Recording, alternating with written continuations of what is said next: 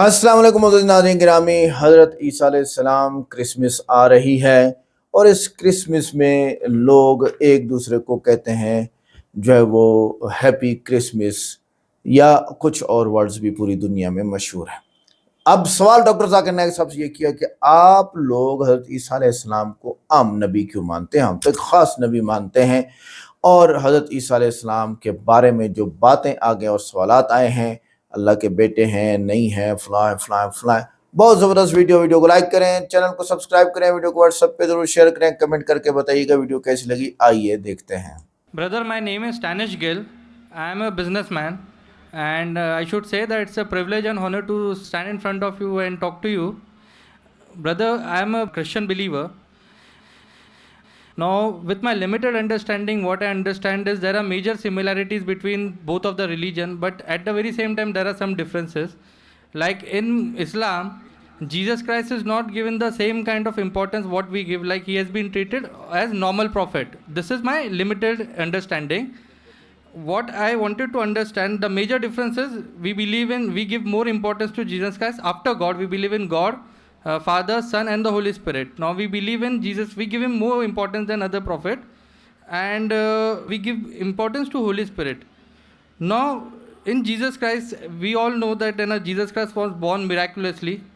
And if I have to take what I've heard from you in your TV serial, like his entry and exit was miraculous. He did so many miracles when he was there, and he will be back in the judgment day.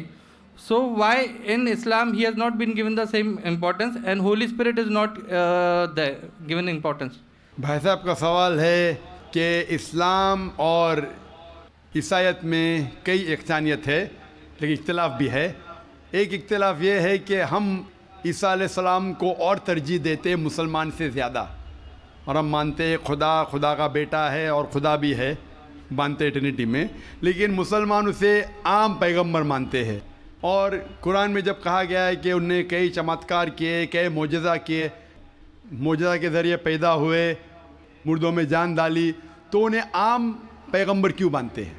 सवाल का जवाब देने के पहले मैं ये कहना चाहता हूँ कि इस्लाम एक वाहिद गैर ईसाई मज़हब है जिसके मानने वालों को फ़र्ज़ है कि ईसा अलैहिस्सलाम में मानो। अगर कोई मुसलमान ईसा अलैहिस्सलाम को नहीं मानता तो मुसलमान हो ही नहीं सकता। हर मुसलमान के लिए फ़र्ज़ है कि वो ईसा अलैहिस्सलाम में माने। हम ये मानते हैं कि वो अल्लाह सुब्हाना व तआला के भेजे हुए एक अजीम पैगंबर थे। आम पैगंबर ने, हदीस में ज़िक्र आता है कि 5 अजीम पैगंबर है, उनमें से एक ईसा अलैहिस्सलाम, आम पैगंबर नहीं। ईसा अलैहिस्सलाम अल्लाह सुब्हाना व तआला के भेजे हुए एक अजीम पैगंबर थे, और हम मानते हैं कि ईसा अलैहिस्सलाम मसीहा थे, ट्रांसलेटेड क्राइस्ट। हम ये मानते हैं कि वो चमत्कार के ज़रिए, मोजज़ा के ज़रिए, विदाउट एनी मेल इंटरवेंशन पैदा हुए, बिना बाप के पैदा हुए। हम ये मानते हैं कि ईसा अलैहिस्सलाम ने मुर्दों में जान डाली अल्लाह की मदद से। हम ये मानते हैं कि ईसा अलैहिस्सलाम ने अंधों को रोशनी दी और जो लोग को कोढ़ था उन्हें सही किया अल्लाह की मदद से। मुस्लिम और ईसाई एक साथ जा रहे, भाई साहब ने सही कहा। जब एक साथ जा रहे हैं तो इख्तिलाफ क्यों? सबसे अहम इख्तिलाफ ये है कि कई ईसाई ये समझते हैं कि ईसा अलैहिस्सलाम खुदा है या खुदा का बेटा है, जो हम मुसलमान इसे हरगिज़ नहीं मानते। जब कहते हैं God, son of God, they believe in Trinity, खुदा को, खुदा का बेटा को, होली स्पिरिट को, लेकिन ये मानते हैं कि ईसा अलैहिस्सलाम खुदा है। ये एक अहम इख्तिलाफ है। छोटे इख्तिलाफ और है, सबसे अहम इख्तिलाफ है कि ईसा अलैहिस्सलाम खुदा का बेटा है। जब आप बाइबल पढ़ेंगे, मैं तालिब इल्म हूँ ज़िक्र मज़हब का, मैं बाइबल पढ़ चुका हूँ। बाइबल में एक भी वर्स नहीं है जिसमें साफ तौर पर बिना कोई शक, बिना कोई शुबा लिखा हुआ है जहाँ ईसा अलैहिस्सलाम खुद कहते हैं कि मैं खुदा हूँ या आप मेरी इबादत करो। अगर आप कोई भी बाइबल में से एक वर्स दिखा सके मुझे जहाँ ईसा अलैहिस्सलाम खुद कहते हैं कि मैं खुदा हूँ, बिना कोई शक के, बिना कोई शुबा के, और कहते हैं कि मेरी इबादत करो, मैं क्रिश्चियन बनने को तैयार हूँ आज ही। मैं बाकी मुसलमानों के तरफ से बात नहीं कर रहा हूँ, वो इस्लाम और दिगर मज़ाहिब के तालिब इल्म नहीं हैं। मैं अपने आप को, अपने सिर को कुर्बान करने को तैयार हूं। अगर आप कोई भी बाइबल में से एक वर्स दिखाएं मुझे, बिना शक के, बिना शुबा के, जहाँ ईसा अलैहिस्सलाम खुद कहते हैं कि मैं खुदा हूं या मेरी इबादत करो, मैं ईसाई बनने को तैयार हूं। जब आप बाइबल का मुताला करते में पता चलता है कि ईसा अलैहिस्सलाम खुद कह रहे हैं गॉस्पेल ऑफ जॉन में चैप्टर नंबर 14 वर्स नंबर 28 में, ईसा अलैहिस्सलाम खुद कहते हैं मैं father is greater than I, मेरे वालिद, मेरे खुदा मेरे से ज़्यादा अजीम है। Gospel of John chapter number 10 verse number 29, my father is greater than all, खुदा सबसे ज़्यादा अजीम है।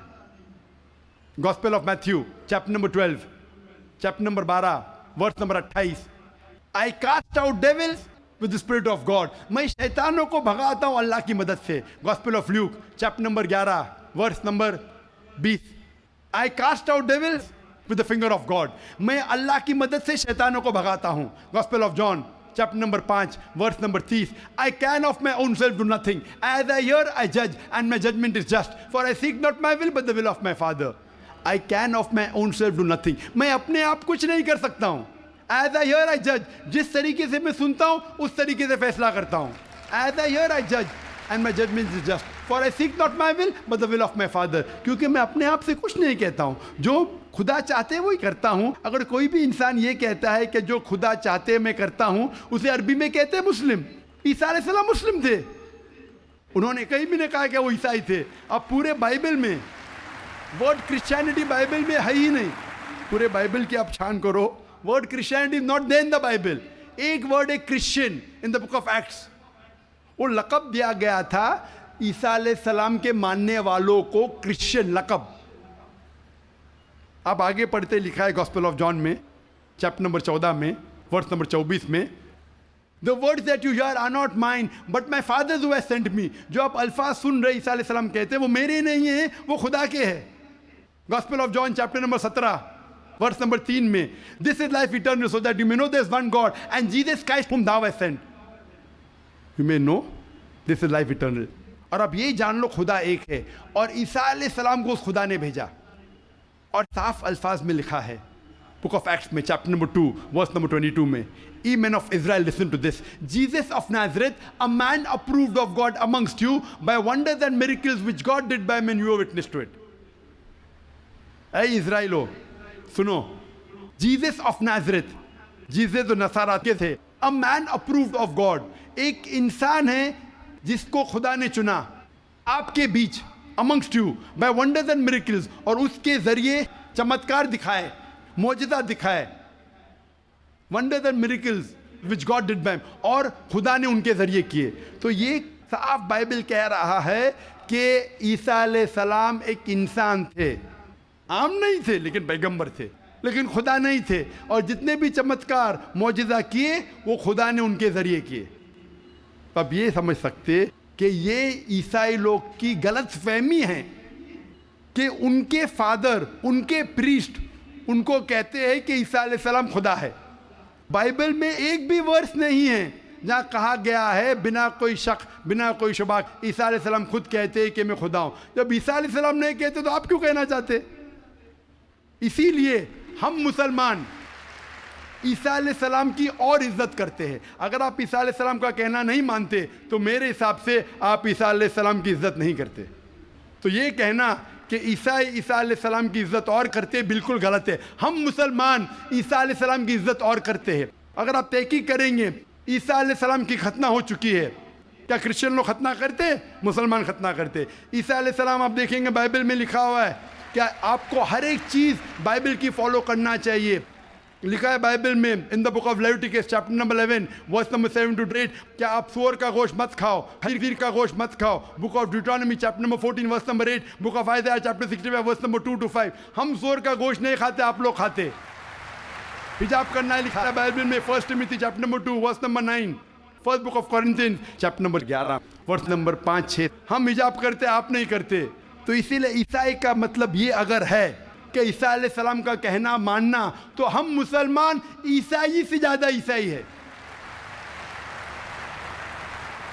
अगर ईसाई का मानना ये कि ईसा अलैहिस्सलाम को खुदा मानना, तो हम ईसाई नहीं हैं। लेकिन ईसाई के मानी ये है कि ईसा अलैहिस्सलाम का कहना मानना तो हम मुसलमान ईसाई से ज़्यादा ईसाई है। और मैं आपको दावत देता हूँ कि आप भी और अच्छे ईसाई बनो और इस्लाम को कबूल करो और ईसा अलैहिस्सलाम की और इज्जत करो। Hope that answers the question. एक सवाल की गुंजाइश है। मैं सिख भाई से कहना चाहता हूं कि आप अपना सवाल मुख्तसर तौर पर और शॉर्ट में करें। मैं कहूँगा, मेरा ये सवाल ये है कि हमारे सिख धर्म और हिंदू धर्म में जानवर का गोश्त खाना सख्त मना है। गुरु नानक साहब ने एकदम सख्त मनाही दी है। लेकिन मैं ये जानना चाहता हूँ कि आपके कुरान में भी इस तरह कहा गया है कि आप जानवर का गोश्त खा सकते हैं। भाई साहब, वक्त ख़त्म होने की वजह से हमें लिहाज रखना चाहिए जो ये रूल है देश का। कुरान मजीद में कई आयतें, सूरह नहल सूरह नंबर 16 में, सूरह माइदा सूरह नंबर 5 आयत नंबर 1 में, जहाँ लिखा गया है कि वो जानवर जो हलाल है, जो चौपाइये है, मिसाल के तौर पे भेड़, बकरी, गाय, इसका गोश्त खा सकते हैं। जो ममानियत है वो सूअर का गोश्त। उसके अलावा जो भी हर्बीवरस एनिमल है, जो घास फूस खाते हैं, वो जानवर को अगर बराबर से ज़बह किया गया है उसको आप खा सकते। और मालूमात के लिए आप मेरा डिबेट देखिए, is non veg food permitted और प्रोहिबिटेड। काफ़ी मुस्लिम फ्रेंड्स थे, वो अक्सर कहते थे मुझे कि इस्लाम में ब्याज से धंधा, मतलब पैसा लेके धंधा करना गलत है। मुझे अक्सर विचार आता था कि ये कैसे डेवलपमेंट होगा। लेकिन आज का प्रेजेंट सिनेरियो पूरे दुनिया का देखते हुए एक मानना पड़ रहा है कि जिसने अपना घर गिरवी रख के कर्ज लिया और प्रॉफिट जिसमें मिलता है उस शेयर बाज़ार में लगाया, उनका घर भी तबाह हो गया। ये जो साइंस आज आपने बताया कि इस्लाम एक साइंस है, जैसे साइंस के ऊपर भी काम करता है, तो ये जो बात उन्होंने आज के 1400 साल पहले अगर कही होगी कि ब्याज लेना गलत है, हराम है, उसके पीछे इसकी क्या फ़िलॉसफी थी, ये मैं जानना चाहूँगा सर। भाई साहब ने बहुत अच्छा सवाल पूछा कि इस्लाम में उनके बहुत से दोस्त, मुसलमान दोस्त कहते हैं कि ब्याज लेना हराम है।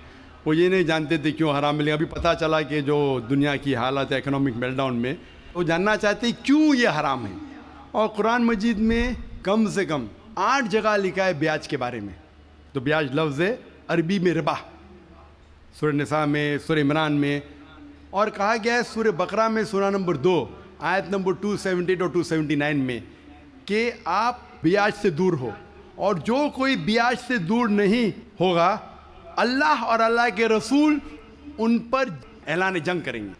ब्याज इतनी बुरी बात है, गुनाह कबीरा है। और गुनाह कबीरा में इमाम अज़हबी ने उसे 11वें नंबर पर रखा, 70 गुनाह कबीरा में 11वें नंबर पर रखा। भाई साहब पूछे क्यों बुरा है? क्योंकि ब्याज से अमीर आदमी और अमीर होता है, गरीब आदमी और गरीब बनता है। अमीर आदमी और अमीर होता है, गरीब आदमी और गरीब बनता है। आमतौर पे आप जब लोन देने जाएंगे तो गरीब आदमी को लोन कहाँ मिलता है, और अमीर आदमी बताएगा मेरे पास ये, मेरे पास वो है, तो उसको लोन मिलता है। तो अमीर और अमीर बनता है, गरीब और गरीब बनता है। इसीलिए कुरान में सूरह अल हशर में सूरह नंबर 59 आयत नंबर 7 में अल्लाह फरमाते कि ज़कात दो ताकि दौलत इंसानों के बीच घूमे, सिर्फ अमीरों में नहीं रहे। और ब्याज से क्या होता है, इन इस्लामिक फ़िलॉसफी हम कहते हैं प्रॉफिट एंड लॉस शेयरिंग। मुनाफा और नुकसान को हम बांटेंगे। मुनाफा और नुकसान बांटने से पूरी इकोनॉमी तरक्की करती है। और ब्याज से आप बैंक में ब्याज लेते हैं, मुनाफा या नुकसान 8%, 10%, 12% आपको देना ही देना, नुकसान या मुनाफा। लेकिन आप देखते शेयरिंग ऑफ द रिस्पॉन्सिबिलिटी, अगर नुकसान हुआ तो हम नुकसान शेयर करेंगे, प्रॉफिट हुआ प्रॉफिट शेयर करेंगे। ब्याज में क्या होता है, मिसाल के तौर पे बैंक में, मैं एक लंबी तकरीर दे चुका हूँ इस पर, अभी वक्त नहीं है, सिर्फ ये बोलूँगा कि ब्याज में क्या होता है। मिसाल के तौर पे बैंक ए के पास सपोज 100 रुपया है, वो बैंक बी को 10 रुपया रख के 90 रुपया देती है बैंक बी को। बैंक बी उसमें से 9 रुपया रखता है, बाकी का 90% देता है बैंक सी को। बैंक सी 10% रखती, 90% देती डी को, डी देता है ई को। तो लोग कहते हैं मार्केट में हज़ारों रुपये है कितने, 100 रुपया। तो आज की तहकीक कहते हैं मार्केट में फ्लोट हो रहा है $6 ट्रिलियन, है तो कुछ नहीं, बहुत कम फ्लोट हो रहा है $6 ट्रिलियन। एक जन बैठता है, सब लोग बैठने शुरू होते। लीमैन ब्रदर्स, कौन सोच सकता था कि लीमैन ब्रदर नंबर 1 बैठ जाएगा। उसके बाद सिटी ग्रुप, एक बेटा सब बेटते गए पूरी दुनिया में एक के बाद एक। तो क्योंकि it doesn't improve the society. Islamic way के अंदर जांच पड़ताल होती, किसको लोन देना किसको नहीं देना, प्रॉफिट एंड लॉस शेयरिंग है। सन 1980 में बैंक फंड करती थी गैम्बलिंग डेंट को, शराब खाने को, कॉमन हो गया। इसके बारे में अगर तकरीर मेरी सुनेंगे, interest free economy promulgated by the Quran, रिबा किस तरीके से हराम है, उसके ऊपर तकरीर मैंने की है। अगर वो सुनेंगे उसमें और डिटेल में मैं तस्करा कर रहा हूँ क्यों इंटरेस्ट हराम है। लेकिन इन शॉर्ट, वापस से आज Japan, America sending emissaries Islamic bank के बारे में जानने के लिए। हमारी गवर्नमेंट के पास हम गए थे, मैं फाइनेंस मिनिस्टर चिदम्बरम जो फाइनेंस मिनिस्टर थे उनसे जिक्र किया था कि अब इस्लामिक बैंकिंग क्यों नहीं शुरू। इंशाल्लाह करेंगे, जब मेरी मुलाकात हुई थी जद्दा में। लेकिन आरबीआई परमिशन नहीं दे रही है क्योंकि उन्हें तहकीक नहीं की। इंग्लैंड दे चुकी है, कई ममालिक दे चुके हैं। इंडिया भी अगर इस्लामिक बैंक को जिसमें प्रॉफिट एंड लॉस शेयरिंग है अगर उसकी इजाज़त दी तो इंशाल्लाह इंडियन इकोनॉमी भी बढ़ेंगी इंशाल्लाह। Hope the answer the question. Mike number 1 में कोई गैर मुस्लिम भाई है तो उनको मौका दीजिए। कृष्ण गोपाल सिंह, पत्रकार। मैं विद्वान श्री नाइक साहब से ये जानना चाहूँगा कि आज के आतंकवाद पर इस्लाम का क्या नज़रिया है।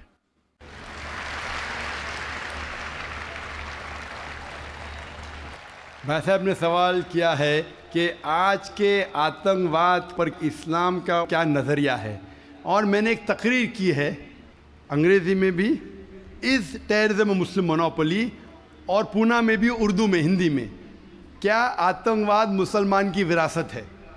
कि अक्सर लोग समझते हैं आतंकवाद मतलब मुसलमान होना ज़रूरी है। और एक कहावत थी कि हर मुसलमान आतंकवादी नहीं, लेकिन हर आतंकवादी मुसलमान।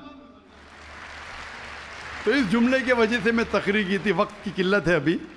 लेकिन आपने कहा कि आतंकवाद पर इस्लाम का क्या नज़रिया है। कुरान मजीद में साफ अल्फाज में लिखा है, सूरह मायदा में सूरह नंबर 5 आयत नंबर 32 में, अगर कोई भी इंसान दूसरे इंसान का कत्ल करता है, सिर्फ कत्ल के बदले कत्ल, और अगर वो इस ज़मीन पे फसाद फैला रहा है, इन दो वजह के अलावा कोई इंसान दूसरे इंसान का कत्ल करता है, गोया कि ऐसा है कि सारी इंसानियत का कत्ल करता है। कोई भी इंसान दूसरे इंसान का कत्ल करता है, मासूम, चाहे वो मुसलमान हो या गैर मुसलमान हो। अगर कोई इंसान दूसरे इंसान का कत्ल करता है, चाहे मुसलमान हो या गैर मुसलमान हो, अगर मासूम इंसान का कत्ल करता है तो कुरान की आयतें गोया कि वो सारी इंसानियत का कत्ल कर रहा है। और अगर वो एक मासूम इंसान की जान बचाता है, चाहे मुसलमान या गैर मुसलमान हो, गोया कि वो सारी इंसानियत की जान बचा रहा है। तो मुख्तसर सा ये जवाब है, अगर कोई मासूम लोग का कत्ल कर रहा है, इस्लाम में हराम है। मिसाल के तौर पे 9/11 3,000 से ज़्यादा लोग का कत्ल हुआ ट्विन टावर के अटैक में। जो लंदन बॉम्बिंग हुए 50 से ज़्यादा लोग मरे। जो बॉम्बे के अंदर ट्रेन बॉम्ब ब्लास्ट हुआ 180 से ज़्यादा लोग मरे। मासूम इंसान का कत्ल करना हराम है। ये सारे जितने अटैक्स है, किसने क्या मैं जानता नहीं हूँ। मीडिया कहती हो सकता है मुसलमान, मेरे पास कोई सबूत नहीं है। जिसने भी किया उसने गलत किया, चाहे वो मुसलमान ने किया गैर मुसलमान ने किया। लेकिन अब तक ये सारे अटैक्स का कोई सबूत नहीं है कोई भी गवर्नमेंट के पास, ना यूएसए के पास, ना यूके के पास, ना इंडिया के पास। प्राइम सस्पेक्ट कहते हैं। लेकिन जिसने भी ये कत्ल किया, चाहे मुस्लिम है गैर मुस्लिम है, वो हराम है। लेकिन साथ साथ मुझे ये भी कहना है कि हज़ारों लोग जब अफगानिस्तान में उनका कत्ल हुआ बॉम्ब के ज़रिए, प्लेन के ज़रिए बॉम्ब गिराए गए, वो बॉम्ब जाके नीचे और बॉम्ब बनते हैं। इराक़ में लाखों लोग का कत्ल हुआ, अफगानिस्तान में, इराक़ में, ये बड़े दहशतगर्द है। और हज़ारों लोग का कत्ल किया जो गुजरात में हुआ। जब हम कहते हैं कि 9/11 को आप गलत कहो, ट्रेन बॉम्बिंग इन लंदन गलत कहो, जो बॉम्बिंग बॉम्बे में हुई वो गलत है, उसके साथ साथ ये भी कहो कि अफगानिस्तान में लाखों लोग का कत्ल हुआ वो भी गलत है, इराक़ में जो लाखों लोग का कत्ल हुआ वो भी गलत है, जो मासूम लोग का कत्ल हो रहा है पैलेस्टाइन में वो भी गलत है। हमें डबल स्टैंडर्ड नहीं करना चाहिए। पैलेस्टाइन में हो रहा है, मासूम लोग का कत्ल हो रहा है, बच्चे लोग का कत्ल किया जा रहा है, वो यूएनओ नहीं बोलती है दहशतगर्द। क्यों? Double standard. तो जो भी मासूम इंसान का कत्ल कर रहा है, चाहे वो मुसलमान हो या गैर मुसलमान हो, वो दोषी है और हराम है। इस्लाम इसकी सख्त मुखालिफत करता है। जी भाई साहब, माइक नंबर 2 से सवाल। नमस्कार साहब, मैं कांति भाई गांधी, चेयरमैन सासपीरा पावरलूम सेंटर। मेरा सवाल सिर्फ एक ही है, जिहाद का एक्चुअल मीनिंग क्या है और जिहाद के नाम पे जम्मू कश्मीर में जो आज खून खराबा हो रहा, उसके ऊपर आपकी प्रतिक्रिया क्या है?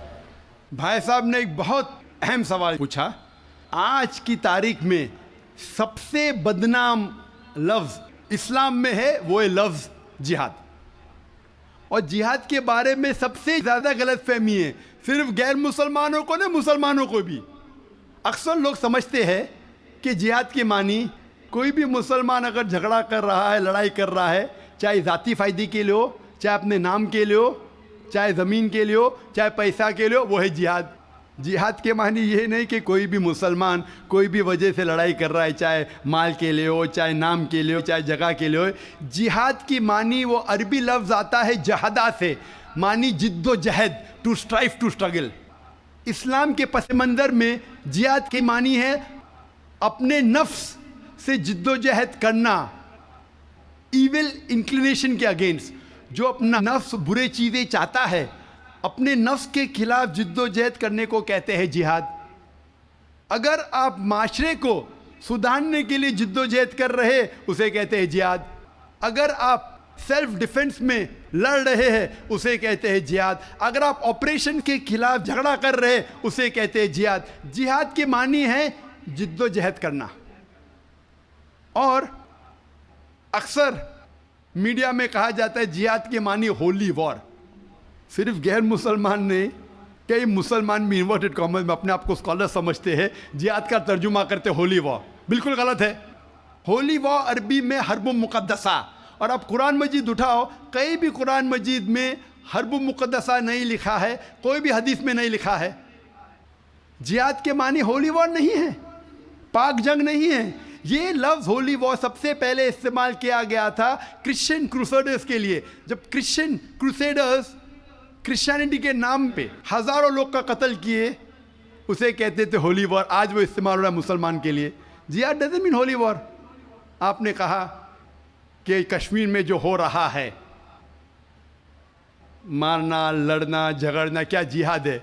अगर वो जिद्दोजहद कर रहे हैं कुरान और हदीस के मुताबिक, अपने नफ्स के खिलाफ, जो गलत चीज़ है उसके खिलाफ, माशरे को सुधारने के लिए, तो वो सही जिहाद है। और जिहाद दो किस्म के होते हैं।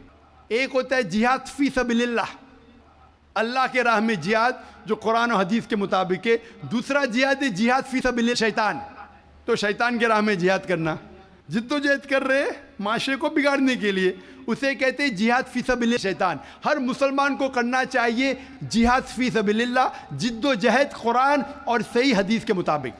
कश्मीर में क्या हो रहा है, मैंने कोई इंटरव्यू लिया नहीं उनका, जो मैं प्रेस में सुनता हूँ, मैं इसकी तहकीक नहीं किया हूँ। कुरान में लिखा है सूरह हुजुरात में, सूरह नंबर 49 आयत नंबर 6 में, जब भी कोई मालूमात आप तक पहुँचती है, उसकी तहकीक करो तीसरे को पहुँचाने के पहले। मैं तहकीक नहीं किया हूँ, इसलिए कह नहीं सकता हूँ कौन सा जिहाद है। लेकिन ये जो लड़ने झगड़ने की बात हो रही है, जो लोग अक्सर मुसलमान को दोषी ठहराते हैं, मैं आपसे पूछना चाहता हूँ कि आपने महाभारत पढ़ी? महाभारत में लड़ने झगड़ने के मंत्र कुरान से कई गुना ज़्यादा है। महाभारत में लड़ने के श्लोक, मंत्रा कुरान मजीद से कई ज़्यादा है।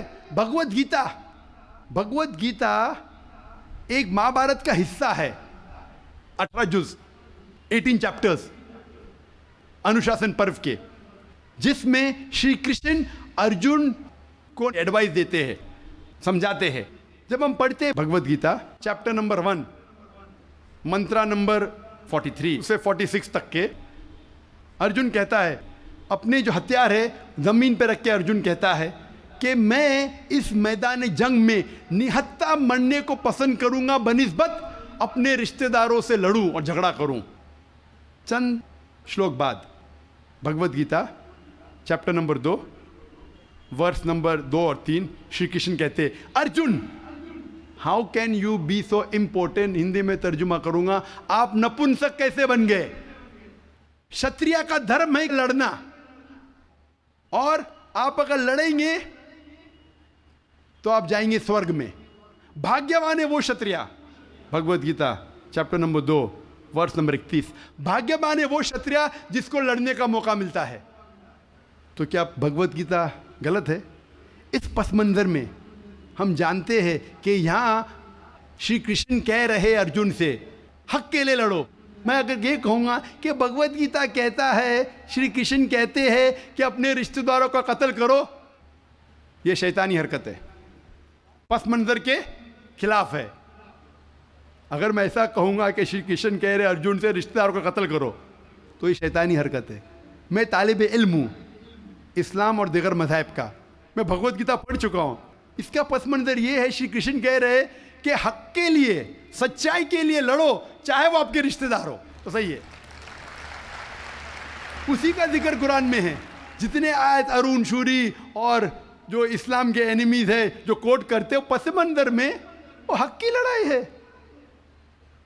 जिस तरीके से भगवत गीता महाभारत में कई ज़्यादा कुरान से ज़्यादा लड़ने की आयत है, तो इसीलिए जब पस मंजर देखते पता चलता है उस किताब में क्या लिखा गया है। तो इस पस मंजर में मैं भगवत गीता के साथ हूँ जब वो कहते लड़ने के लिए कि हक के लिए रिश्तेदार से भी लड़ो।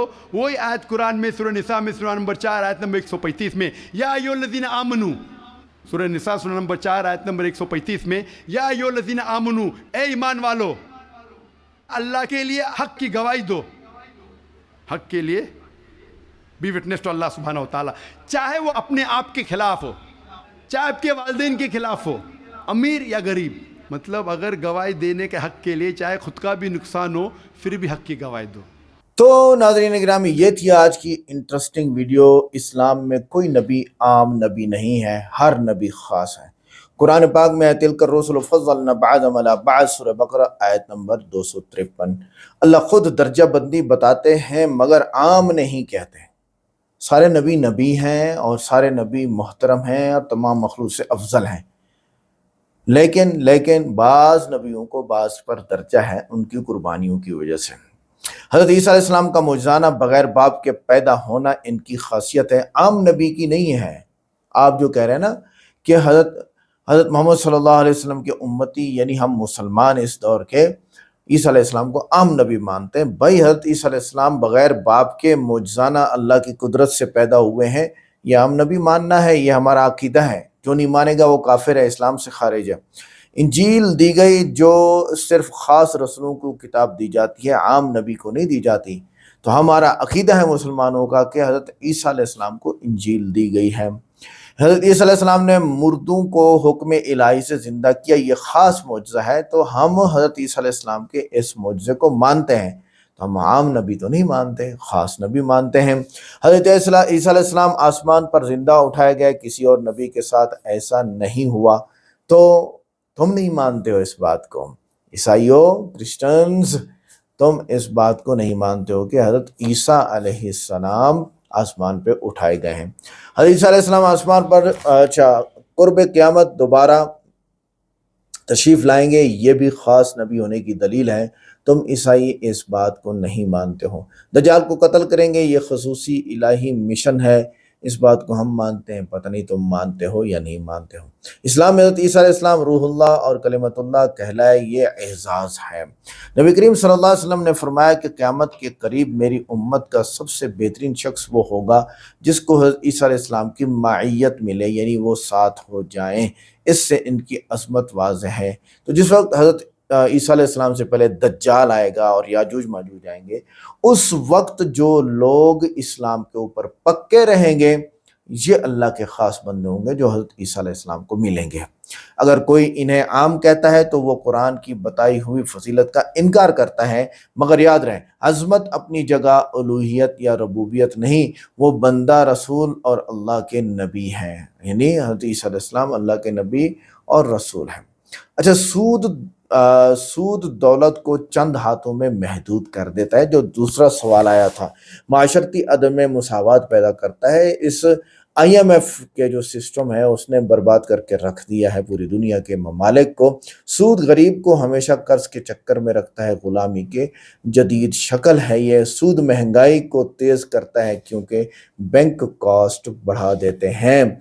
अच्छा, अब देखो इंडिया में अगर फेड क्या करता है, कट रेट लगाता है तो डॉलर आम हो जाता है, क्रिप्टो के रेट ऊपर, और जनाब वाला गोल्ड के और सिल्वर के रेट्स ऊपर, और स्टॉक एक्सचेंज के रेट ऊपर।